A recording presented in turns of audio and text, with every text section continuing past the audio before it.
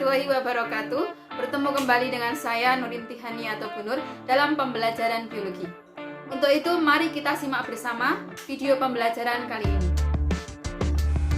Kita lanjutkan pembahasan lebih lanjut mengenai metabolisme ya. Setelah kemarin kita mempelajari tentang enzim, nah kita mempelajari lebih lanjut tentang metabolisme.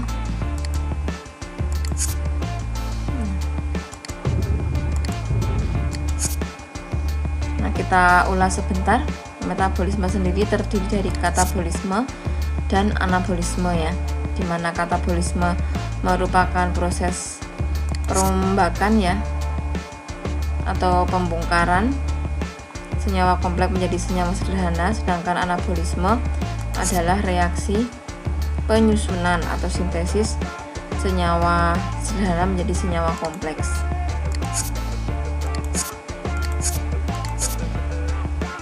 Contoh dari katabolisme yaitu respirasi, sedangkan anabolisme adalah fotosintesis atau asimilasi. Nah, respirasi sendiri bisa terjadi secara aerob dan anaerob.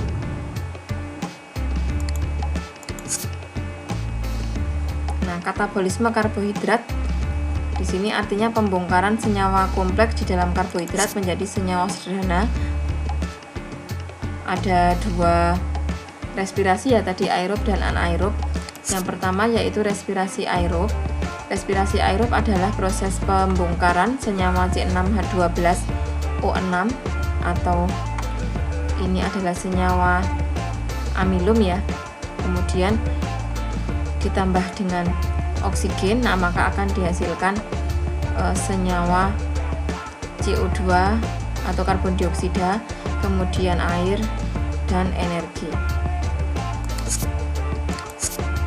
Tiga tahapan di dalam katabolisme. Nah sebenarnya ini ada 4 ya, nanti bisa dituliskan kembali: glikolisis, siklus Krebs atau Daur Krebs, kemudian rantai transport elektron. Nah sebelum masuk ke siklus Krebs dari glikolisis ini ada tahap perantara ya, atau disebut dengan dekarboksilasi oksidatif. Nah, yang respirasi anaerob itu contohnya adalah fermentasi. Nah, bisa berupa fermentasi asam laktat atau asam asam laktat atau fermentasi alkohol. Kita pelajari lebih lanjut mengenai tahapan glikolisis ya, yaitu rangkaian reaksi yang menguraikan satu molekul glukosa menjadi 2 molekul asam pirufat. Jadi bahannya di sini adalah glukosa, kemudian nanti akan dipecah menjadi asam pirufat.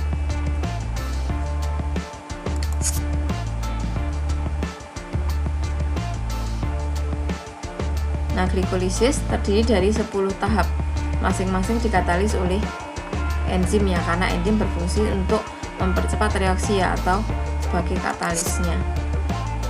Nah, dari 10 tahap dapat dikelompokkan menjadi 2, yaitu persiapan, kemudian oksidasi. Untuk masuk ke dalam siklus Krebs dari hasil glikolisis, maka ada reaksi perantara ya, atau reaksi antara yang disebut dengan dekarboksilasi oksidatif ya, yang akan mengubah senyawa menjadi asetil CoA untuk bisa masuk ke dalam siklus Krebs. Nah, kita lihat di sini ada gambar tahapan respirasi aerob yaitu tahap glikolisis ya. Kita simak bersama-sama. Jadi ada sebenarnya ada 2 tahap ya di dalam glikolisis ini. Jadi ada tahap penggunaan energi dan tahap pelepasan energi. Jadi di awal dimulai dari tahap penggunaan energi ya. Jadi dilihat dari di sini. Nah, dari bagannya ini ada energi yang masuk ya ke dalam reaksi tersebut. Tahap penggunaan energi maksudnya adalah tahap penambahan glukus fosfat pada molekul glukosa dengan bantuan enzim heksokinase sehingga terbentuk glukosa 6-fosfat. Ini ya, heksokinase menghasilkan glukosa 6-fosfat. Kemudian glukosa 6-fosfat akan diubah menjadi isomernya, yaitu fruktosa 6 fosfat. Sini ya, atau isomer ya sini. Kemudian fosfosfruktokinase akan mentransfer gugus fosfat dari ATP ke fruktosa 6 fosfat, fruktosa 1,6 bifosfat ya hasilnya di sini. Nah, ini. Kemudian selanjutnya aldolase akan membagi molekul gula menjadi 2 molekul gula yang berbeda dan merupakan isomernya. Nah, di sini enzim aldolase akan mengubah ya atau menjadikan 2 isomer, yaitu dihidroksiaseton fosfat dan gliseraldehid fosfat. Selanjutnya 2 molekul gliseraldehid fosfat masing-masing akan masuk pada tahapan glikolisis selanjutnya. Nah, itu tadi yang tahap penggunaan energi. Nah, sekarang yang tahap pelepasan energi ini ditandai dengan adanya energi yang keluar ya atau terlepas di sini berupa ATP. Triosa fosfat dihidrogenase mengkatalis pemindahan elektron dan H+ dari substrat gliseraldehid fosfat ke NAD membentuk NADH. Di sini. Kemudian glikolisis menghasilkan ATP, gula telah diubah menjadi senyawa asam organik oleh fosfoglycerokinase. Ini sudah diubah. Kemudian gugus fosfat dipindahkan sehingga menjadi 2 fosfogliserat oleh fosfoglyceromutase. Diubah menjadi 2 fosfogliserat. Kemudian nah di sini ada enolase ya atau enzim enolase. Gugus fosfat dipindahkan sehingga menjadi 2 fosfogliserat oleh fosfoglyceromutase. Kemudian 2 fosfogliserat melepaskan molekul H2O di sini sehingga terbentuk fosfoenol pirufat kinase oleh enolase. Pirufat kinase akan mentransfer gugus fosfat sehingga menghasilkan 2 ATP lagi.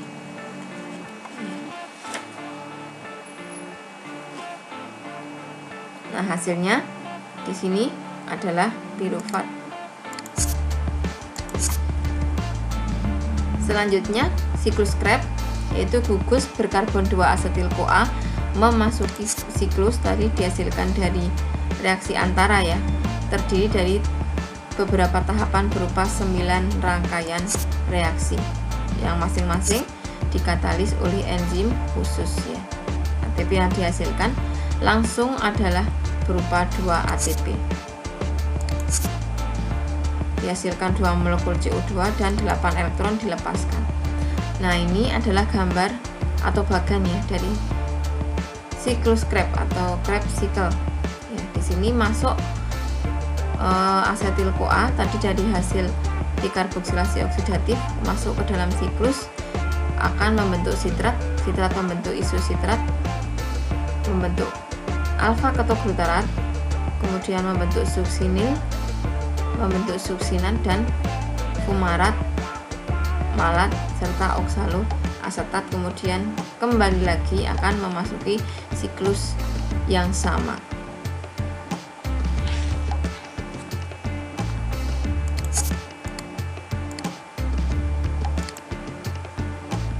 Nah, ini penjelasan yang lain mengenai siklus Krebs ya, sama dengan yang tadi sudah kita bahas mengenai tahapan siklus Krebs.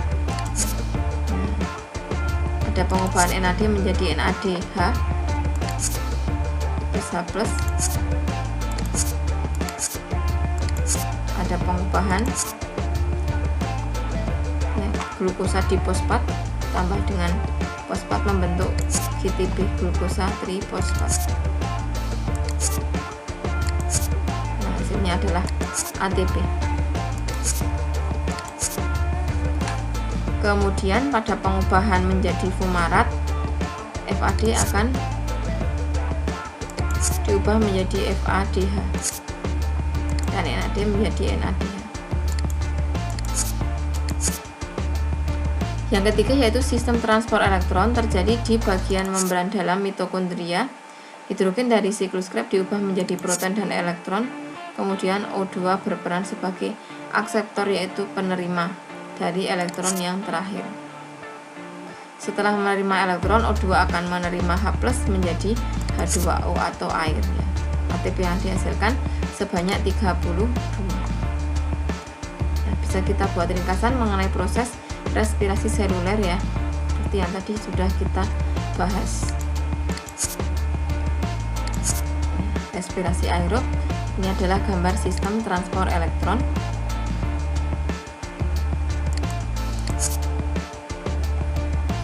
Di akhir, mari kita jawab bersama. Silakan kalian jawab kuis metabolisme. Yang pertama, apa sajakah hasil akhir dari siklus Krebs? Kemudian yang kedua, di manakah berlangsungnya reaksi transport elektron? Oke, terima kasih dan jangan lupa belajar biologi itu menyenangkan. Demikian pembahasan materi kita kali ini. Jangan lupa untuk terus menyaksikan video-video dari materi Bunur selanjutnya. Dan jangan lupa pula untuk like, komen, dan subscribe di channel Bunur. Terima kasih. Wassalamualaikum warahmatullahi wabarakatuh.